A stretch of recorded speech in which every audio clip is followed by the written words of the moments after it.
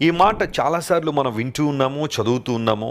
బైబిల్లో ఉన్న అనేకమైన వాగ్దానాల్లో ఈ వాగ్దానం చాలా చాలా ప్రాముఖ్యమైన వాగ్దానం. ఎక్కువ మంది సేవకుల ద్వారా కోట్ చేయబడుతున్న వాగ్దానం కూడా ఇదే. అడుగు వాటన్నిటికంటే, ఊహించు వాటన్నిటికంటే అత్యధికంగా చేయ శక్తి గల దేవుడు అనే మాట. దేవుడు ఎలాంటి వాడంటే శక్తి గలవాడు. ఆయన శక్తి అపరిమితమైన శక్తి.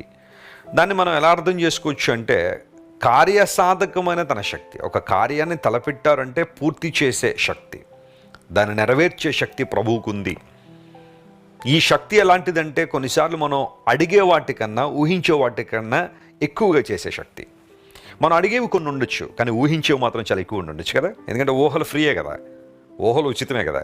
చాలా చాలా ఊహలు మనకుంటాయి, కానీ అడిగేవి కొన్ని అడుగుతూ ఉంటాం. లేఖనం మనల్ని బలపరుస్తున్న విషయం ఏంటంటే, అడిగేవి మాత్రమే కాదు, ఊహలకు మించిన కార్యాలు కూడా దేవుడు మన జీవితంలో జరిగిస్తారని.